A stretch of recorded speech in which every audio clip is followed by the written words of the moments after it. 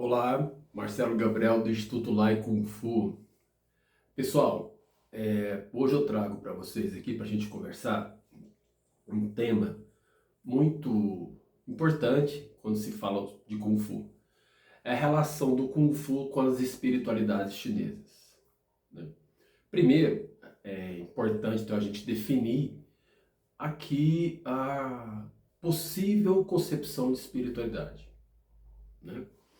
Quando nós falamos de espiritualidade, nós temos já historicamente um costume de relacionar, por exemplo, com a tradição judaico-cristã, não é? De maneira comum, historicamente isso está posto. No entanto, esse movimento tem mudado, né? Em pesquisas, enfim, com relações entre as culturas, a diversidade que vai ganhando uma outra compreensão acerca desse conceito. Então, primeiro, como nós falamos de espiritualidade aqui, trata-se de uma dimensão inerente ao humano como busca de sentidos e significados. Essa necessidade que o humano tem de produção de sentidos. E aí, com o exercício de uma espécie de transcendência, por exemplo. Então, não é uma prática de exclusividade religiosa. Existem as espiritualidades religiosas judaico-cristã, dentre outros milhares, né? Mas a categoria espiritualidade é mais abrangente e é mais dilatada, né? Inclusive antecessora à categoria religião.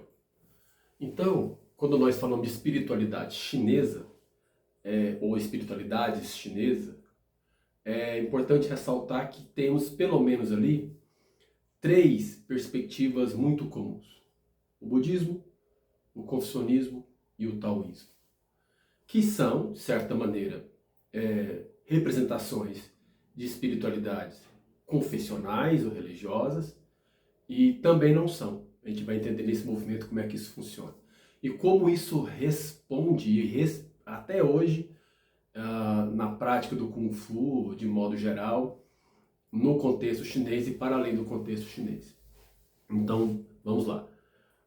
A definição, por exemplo, de espiritualidade posta, então, nós vamos iniciar com o budismo aqui, com essa primeira proposta, ali pedagogicamente falando. O budismo, ele entra na China ali por volta do século I, então, ali durante a dinastia Han, né? E nesse período também, é uma rota da seda com bastante expressividade, começa a migrar elementos para dentro da cultura chinesa. E, nesse sentido, escritos oriundos da Índia, dessa tradição de Siddhartha Gautama, desse precursor do budismo, começa então a também pertencer ao território chinês. Porém, sofre modificações respeitando a própria cultura chinesa ali. Depois, vai se tornar então como é conhecido o budismo Chan, na cultura chinesa, e na japonesa ou Zen budismo. Então, há transformações culturais dessa prática de espiritualidade. Nesse sentido também, o Kung Fu vai sofrer bastante influência. E, falando nisso, uma outra percepção importante é quando se fala da introdução do budismo. É uma narrativa que a gente ouve muito na China pelo intermédio de Bodhidharma, que é o 28º patriarca do budismo, só que pesquisas apontam que há divergência nessa interpretação, tanto na origem do budismo, sendo atrelada a Bodhidharma, bem como o Kung Fu também. Isso remete a discussões, até hoje, em pesquisas de vários campos. Comecemos com o budismo. Por quê? Bodhidharma, ele entra no território chinês a partir do século V, né? Então já havia ali uma movimentação do budismo dessas primeiras características, como eu falei para vocês ali no século I. Então ele chega, já havia um movimento importante, né? Ou pelo menos ali em desenvolvimento. E ele contribui com as práticas meditativas, fortalecendo então essa proposta do budismo Chan, né? Então esse é um ponto. O outro ponto é sobre a sua relação com a origem do Kung Fu. Também há várias discussões nesse sentido, que Bodhidharma, quando ele pertence ao templo de Shaolin, quando ele passa a oferecer essas práticas, já existia prática de arte marcial chinesa, já registrados, né? Em casco de tartarugas, por exemplo. Já tinha práticas corporais mais elaboradas. Isso a gente pode determinar como sendo Kung Fu. Alguns pesquisadores apontam isso, né? Então, necessariamente, o Bodhidharma ele não introduz, ele contribui.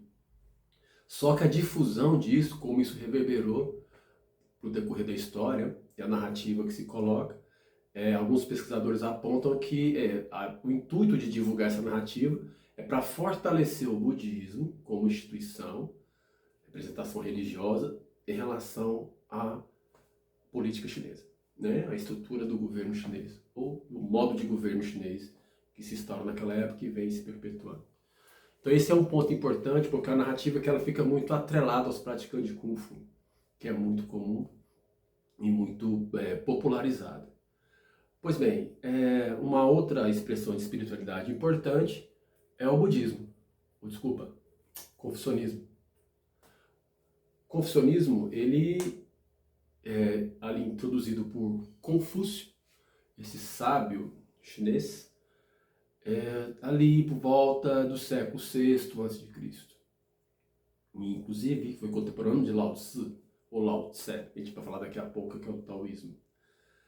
Mas no confucionismo, por que é uma prática de espiritualidade? Porque pode-se pensar, a partir do confucionismo, uma estrutura da importância dos ritos, da relação com a tradição, da relação com a memória, da estruturação do Estado governamental, que os chineses se apropriam. Então é de suma importância para uma conduta, a gente pode chamar assim. Isso dilata também para o praticante de Kung Fu de modo geral, como por exemplo as práticas das virtudes, vou chamar assim. Eu sei que virtude é uma concepção grego-cristã, né? A gente for pensar no Ocidente, mas para a gente compreender essas normas de conduta, como elas se espalham, com elementos como a coragem, a lealdade, a honra, né? Esses elementos são muito fortalecidos na prática do Kung Fu, quando o sujeito vai desenvolvendo ali a sua espiritualidade. O respeito à ancestralidade, aos mestres, aos professores e fundamentalmente à sociedade, eu acho que é o mais importante, né? Então o confucionismo contribui de maneira muito potente nesse sentido. E o taoísmo talvez seja ali uma das mais encorpadas, vamos chamar assim, dilatadas, né, dentro da cultura chinesa, quando se fala de prática de espiritualidade.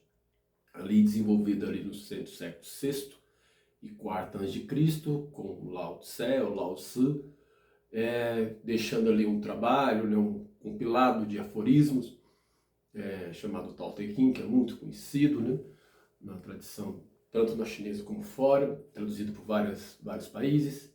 Então está na base do pensamento chinês, está na base da cosmovisão chinesa. E pensando enquanto arte marcial, a gente também tem um hábito muito comum de ouvir que alguns sistemas têm uma relação mais íntima com o taoísmo, como o Tai Chi Chuan, o Baguao, o Xing Yi, tem a sua composição, essa estrutura taoísta, como assim? A relação entre homem e natureza, a necessidade de uma percepção das coisas que acontece de maneira mais fluida, a relação entre o yin e yang nessa composição da cosmovisão taoísta, que ela é bastante profunda. Isso tudo responde nas técnicas dessas artes marciais. Porém, não somente. A gente pode pensar isso dentro da cultura chinesa de um modo geral no desenvolvimento da espiritualidade. Por exemplo, na prática do Kung Fu, estilo que nós treinamos, a gente percebe. Tem movimentos suaves, movimentos mais rígidos, a importância da flexibilidade. Tudo isso remete também a uma composição de percepção do taoísmo. Isso é importante ressaltar também. E de maneira muito vigorosa, para além da arte marcial, na medicina tradicional chinesa, nas artes de modo geral. A gente observa no quadro aqui atrás, a gente pode pensar uma perspectiva taoísta. a importância da artista ressaltar o vazio, observa? Então, que é um elemento muito importante a ser desenvolvido, da mesma forma que é uma categoria muito emblemática, que é o Wu-Wei, ou agir pelo não agir, a luta pela não luta, que está esboçado em várias obras literárias, filmes, por exemplo, tem um filme do Bruce Lee, eu acho que é Operação Dragão, que ele tem um conflito ali, ele é provocado a lutar num barco, né, por um personagem, e ali tem uma proposta taoísta muito interessante dessa perspectiva do Wu-Wei. Quem quiser conferir, observe com esse olhar. Vai ser bem interessante. Então, o taoísmo ele também responde essa proposta de uma espiritualidade vigorosa na tradição chinesa e também na arte marcial de modo geral. Bom, essas três que eu trouxe para vocês, elas se misturam, elas se entrecruzam na propagação do Kung Fu. E é importante a gente pensar que, apesar de pertencerem originalmente à tradição chinesa, elas vão respingar mesmo, vão dilatar, como eu já disse, para outras culturas além da cultura chinesa, como a própria cultura brasileira, por exemplo, na prática de arte marcial. Então é muito comum nós percebermos praticantes de Kung Fu que se afinizam com uma dessas três espiritualidades ou as três juntas, ressaltando que, qual que é a proposta aqui? Para além dessas três espiritualidades atreladas ao Kung Fu, na sua história, é importante a gente reforçar que espiritualidade já é uma disposição interna do humano. Então, às vezes eu posso praticar uma arte marcial que ela tem respostas misturadas na história com a religião daquela cultura ou a espiritualidade confessional, mas às vezes eu não me afinizo e eu não vou desenvolver minha espiritualidade? Não. Às vezes eu não me afinizo com os dogmas, com os ritos que são colocados, com a relação disso que tem com a possibilidade de desenvolvimento técnico, se for uma condição se envolver com essa espiritualidade, para que eu aprenda tecnicamente, isso tem que ser repensado, porque a gente está, por exemplo, no Brasil, uma perspectiva laica, no sentido institucional. Então, às vezes a pessoa se afiniza à técnica, mas não se afiniza àquela proposta. Por isso tem que ser repensado. Claro, respeitando a manutenção histórica dessa proposta. Se você não afiniza, está tudo certo. Continua cada um com o seu trabalho. A ideia aqui é da gente repensar as influências das espiritualidades no Kung Fu de maneira lúcida, em que eu possa praticar Kung Fu mantendo algumas condições que eu tenho essenciais, como a minha visão de mundo, a minha percepção de espiritualidade religiosa ou não, que pode ser diferente de uma escola, de um templo.